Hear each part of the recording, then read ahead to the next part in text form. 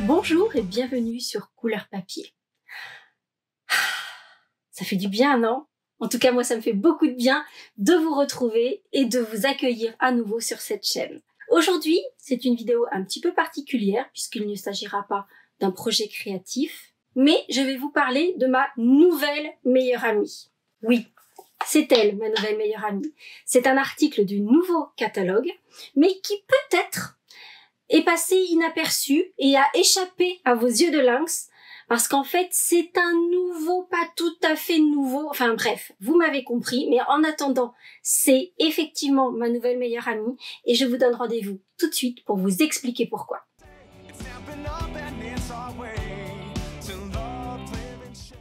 Alors, petit flashback, pourquoi y a-t-il une nouvelle plaque magnétique pour notre machine de découpe?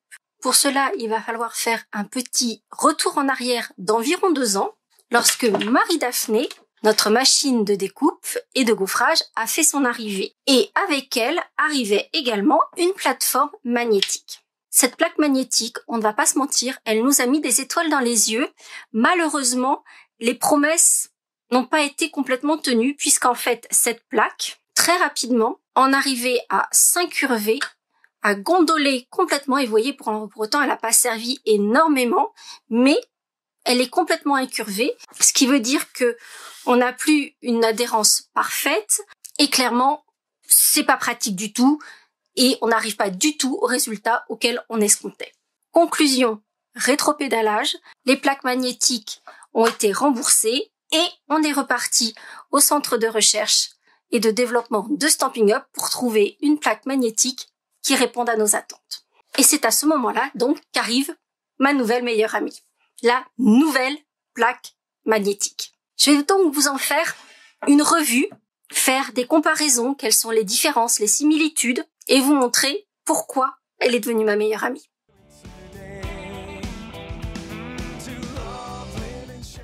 D'abord, on va la comparer donc avec notre ancienne plaque numéro 5, plaque magnétique. Si vous les voyez comme ça, vous vous dites « Bah, je vois pas trop la différence ». Si, vous allez le voir, il y en a plein de différences.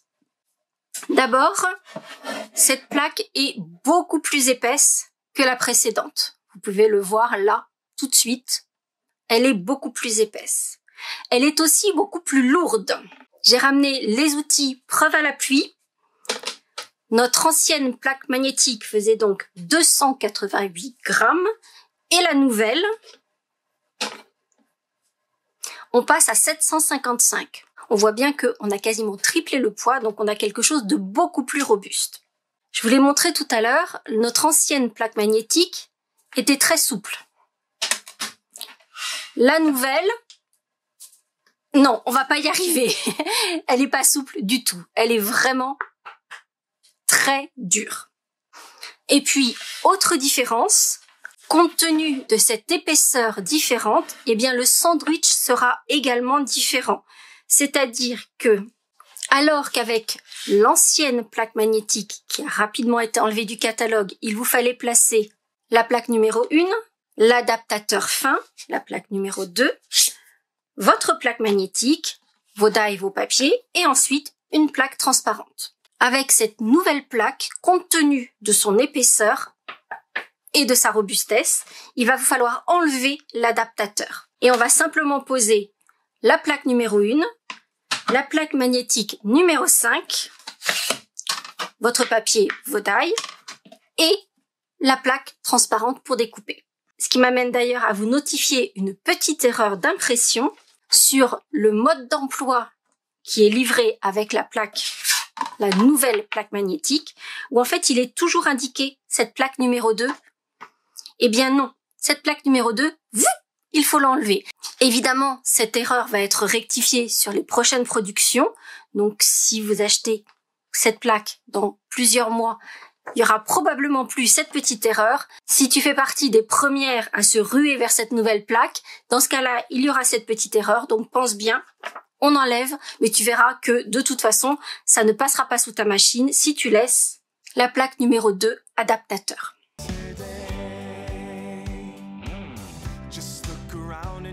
Mais il y a en revanche beaucoup de similitudes, celles qui justement nous avaient mis des étoiles dans les yeux quand on nous a parlé de cette plaque magnétique.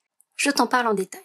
Et non seulement je vais te montrer tous ces avantages que j'apprécie, mais je vais aussi les comparer avec la plateforme magnétique de SysX que vous connaissez probablement, puisque je l'ai moi-même beaucoup utilisée. D'abord, ma meilleure amie est magnétique aimantée sur toute sa surface, contrairement à la plaque de SysX.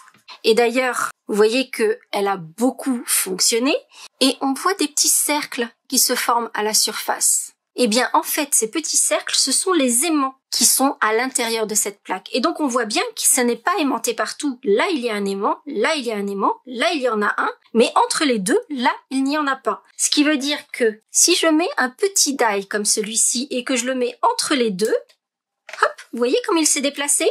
Je vous le refais. Hop, et hop. Et en fait, il va aller chercher, le die va aller chercher l'aimant qui est le plus proche. Avec ma nouvelle amie qui est complètement aimantée, je pose et il est au bon endroit. Et alors on pourrait dire c'est le hasard, je l'ai posé au bon endroit. Non, je peux le poser n'importe où, il reste là où je le pose. Donc ça, c'est top. Je suis sûre que je ne suis pas la seule à m'être énervée avec un die que je voulais mettre ici et pas là et il en faisait qu'à sa tête, il partait où il voulait. Fini ces prises de tête là. De la même façon, combien d'entre vous se sont arrachés les cheveux littéralement parce que vous passiez tout un moment à bien placer votre die autour de votre tamponnage et au moment de passer dans la machine, whoops, ça se décalait. Et alors même si ça se décalait pas autant que ça vous vous retrouviez avec un oiseau qui était plus complètement centré, alors que vous aviez déjà passé un temps fou à bien caler le tout pour que ça se mette correctement, que ça parte pas où ça veut. Et bien là, ça n'arrive plus. Vous placez exactement votre die et là, ça ne bouge plus parce que clairement, c'est aimanté partout. Donc, ça ne va pas se balader. Exactement de la même façon quand on a plusieurs découpes à faire en même temps. Si là, je veux faire plein de découpes en même temps et que je veux essayer d'économiser la place, de bien mettre tous mes die le plus près possible les uns des autres pour ne pas perdre de papier. Vous voyez déjà là, j'en ai placé un, là il était, vous voyez, celui-là il veut pas y aller. Voilà, il va où il veut, mais pas où je veux moi. Vous voyez comment ils se déplacent tous? J'essaye de le mettre à côté, voilà, là il veut bien, mais ce qui veut dire que il veut bien là maintenant. Mais quand je vais le passer dans la machine, rien ne dit qu'il va se redéplacer, comme vous voyez, il vient de le faire là. Donc là, je le place, mais ça veut dire que s'il se déplace, vous voyez là comment il vient de se mettre, je vous le montre de près. En fait, là, ce petit die est venu se superposer sur celui d'à côté. Et si je n'y prête pas attention, je vais passer le tout dans ma machine, et du coup, je vais abîmer les couteaux de mon die, et abîmer le dessus de l'autre par ailleurs. Donc, vous voyez, là, ça va. Il y a toutes les chances, quand je fais plein de découpes comme ça, il y a 9 chances sur 10 pour que ça vienne se chevaucher, parce qu'ils vont aller chercher les aimants qui réellement les attirent. Alors que, sur ma nouvelle amie, je vais placer mes éléments en optimisant le placement pour économiser mon papier. Et vous voyez comme aucun morceau ne se déplace, même les plus petits. Je vais pouvoir vraiment les placer les uns à côté des autres, au plus proche. Et là, clairement, ils ne se déplacent pas. Ça, clairement, 2 petits die comme ça, très fins, l'un à côté de l'autre. Jamais ils vont rester l'un à côté de l'autre ici. Voilà, ça part dans tous les sens. Ici, pas de problème. Je les positionne, je les mets au plus proche l'un à côté de l'autre pour économiser mon papier et faire toutes mes découpes en un seul passage. Même les plus petits die. Regardez comment j'arrive à tous les placer les uns à côté des autres. Et là, je peux tout passer dans la machine sans aucun problème. Ils sont bien les uns à côté des autres, ils vont plus bouger. Ce qui m'amène à un autre avantage de cette plaque magnétique-ci, c'est que l'on va poser les die directement sur la plaque magnétique. Il n'y a pas la plaque magnétique et une plaque entre les deux. Parce que ici, le bon sandwich, ça va être la plateforme magnétique, une plaque transparente, votre papier, vos die et une autre plaque transparente. Ce qui veut dire qu'il y a une plaque transparente entre la plateforme et vos die. Et donc forcément, une adhérence qui est moins bonne. Avec un grand die comme celui-ci, on n'aura pas trop de problèmes parce que lui, il va aller chercher plusieurs aimants, donc il va rester bien en place. Mais quand on en a des plus petits, très clairement, vous voyez, là encore, ils se déplacent et je vais jamais réussir à les mettre tous les uns à côté des autres. Et il y a une moins bonne adhérence parce que il y a cette plaque entre les deux. Autre atout de cette plaque magnétique, c'est que la surface est souple, donc déjà on obtient de plus jolies découpes, mais en plus, c'est la même matière que nos plaques, nos surfaces de découpe auto-cicatrisantes ou auto-réparatrices. Et alors, celle-ci, elle est toute neuve, elle n'a pas encore servi, mais vous vous doutez bien que j'ai un peu crash-testé cette nouvelle plaque pour vous en parler. Et donc, en voici une avec laquelle j'ai déjà pas mal travaillé, mais vous voyez qu'en fait, ça se voit à peine. Bon là, en fait, c'est la couleur du papier que vous voyez, mais les coups de ciseaux des die dans la plaque se voient à peine. Alors, on va quand même être clair, autoréparatrice ou auto-cicatrisante, ça veut pas dire indestructible. Donc, clairement, ça veut pas dire que avec une plaque, vous allez travailler intensément jusqu'à la fin de vos jours. Tout comme une plaque transparente, il est possible qu'à un moment donné, vous ayez à la renouveler. Mais vous avez quelques belles heures de travail, beaucoup de découpes avant d'en arriver là. Voilà, c'est juste une petite précision. D'ailleurs, si vous ne l'avez pas vu, je vous avais fait une vidéo il y a pas mal de temps de cela, je vous la remets juste ici, où je vous expliquais comment économiser et faire durer vos plaques transparentes de découpe. Allez la voir, tous ces conseils sont toujours d'actualité, et également avec la plaque magnétique. Et ça m'amène d'ailleurs à vous donner un autre petit conseil que je ne vous avais pas donné dans cette vidéo, et qui s'adapte aussi bien avec la plaque magnétique qu'avec des découpes simples sans plaque magnétique, c'est de bien utiliser toute la surface de votre plaque. Bien souvent, on va placer nos die juste au milieu, et en fait, c'est ce qui va permettre, c'est cette pression répétée toujours au même endroit qui va aussi participer à faire que vos plaques vont s'incurver. Donc, pour la plaque magnétique, comme pour les plaques transparentes, pensez à bien utiliser toute la surface de vos plaques. Donc, comme je vous le disais, et vous l'avez un peu aperçu, je l'ai un peu crash-testé cette plaque pour savoir si elle tenait ses engagements et ses promesses. Je l'ai donc reçue cette semaine, et j'ai fait plus de 200 découpes de mes petites perruches, des cercles, des étiquettes. J'ai plus de 200 découpes ici. Résultat, une de ces nouvelles plaques qui n'a encore jamais servi, celle que j'ai utilisée, et vous voyez qu'il n'y a aucune courbure. La plaque ne gondole à aucun moment, malgré plus de 200 passages sous la machine.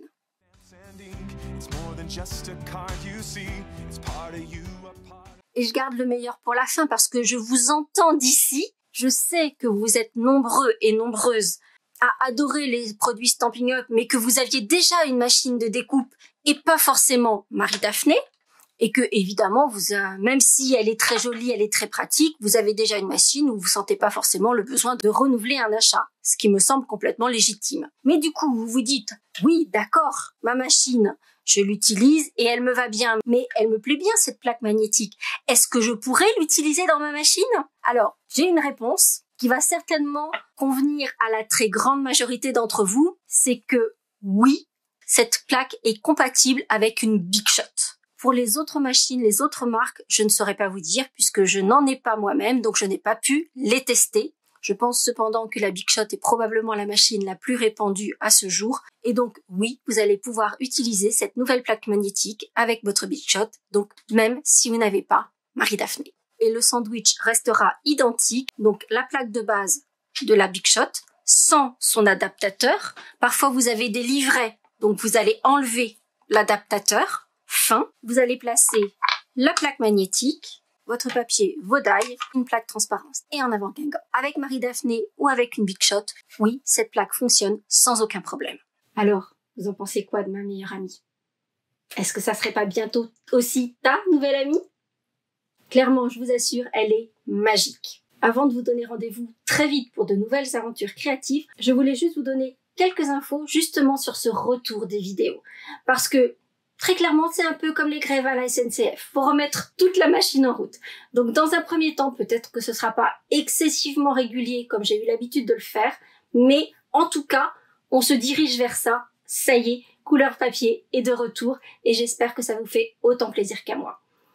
À très bientôt.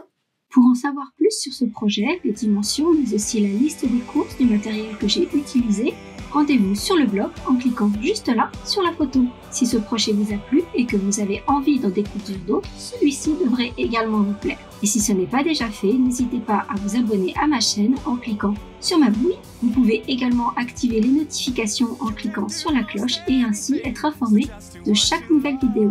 Ça ne coûte rien et ça fait plaisir. À bientôt!